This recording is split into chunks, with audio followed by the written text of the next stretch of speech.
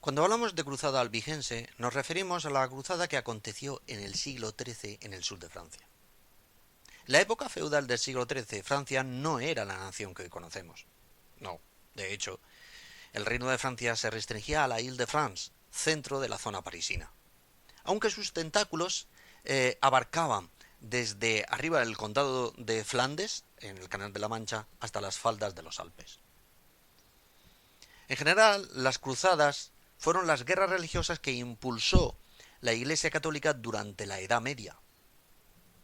Lo curioso de esta es que aconteció o se promulgó para erradicar movimientos contra el poder de la Iglesia en el centro de la Europa cuna del catolicismo.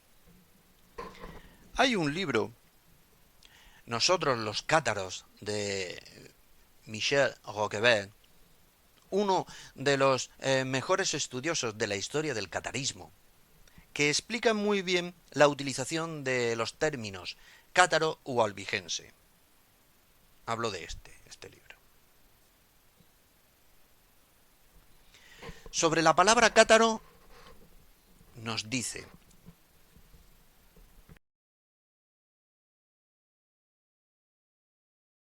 San Agustín, entiendo que se refiere a San Agustín de Hipona del siglo V, lo empleaba para designar a una oscura secta maniquea de África, cuyos miembros, al parecer, se consideraban puros, en griego kátoi.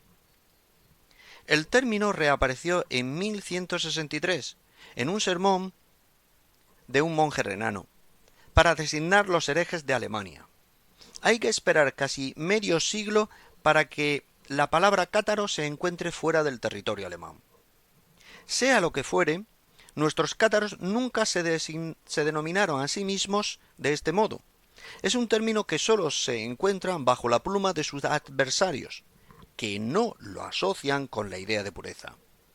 Hay que destacar que, para los historiadores, la generalización del término es relativamente reciente. Nos pone aquí una serie de historiadores de 1595, 1688, 1691 y 1870, que nos dice: hablan no de los cátaros, sino de los albigenses. Observar lo que comenta ahora. Este vocablo de origen geográfico se ha impuesto lentamente después de la misión de Bernardo de Claraval en 1145. Hay que decir que Bernardo fue uno de los principales artífices de las cruzadas. Una misión que se le había encomendado y que le condujo a la ciudad de Albi, hasta convertirse en la década de 1200 en sinónimo de hereje. La expresión país albigense designó desde entonces, está hablando de 1145, al conjunto de tierras infestadas, ya fuera la Gascuña, el Tolosado, el condado de Fox, el de Carcassonne o las tierras albigenses. Nos sigue diciendo: la cruzada de 1209 quedará en las crónicas y en la memoria colectiva como la cruzada albigense o la cruzada contra los albigenses.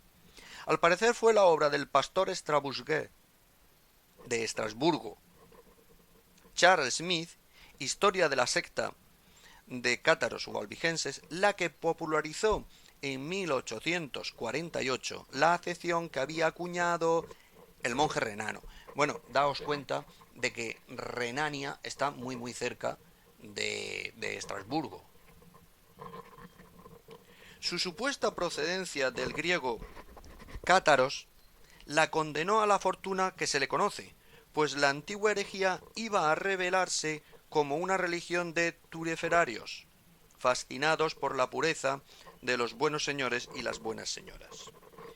Cuando Miguel Roquebert hace referencia al término turiferario, es un término que emplea el monje renano para referirse a los que practican esta secta de los cátaros, en el sur de Francia.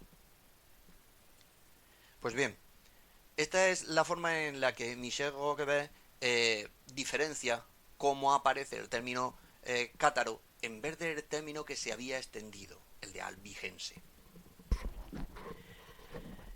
Una muestra más la podemos encontrar en la crónica oficial de la cruzada, escrita por el monje cisterciense Pierre de Bourgogne, una abadía en lo que sería ahora Yvelines, en el norte de Francia.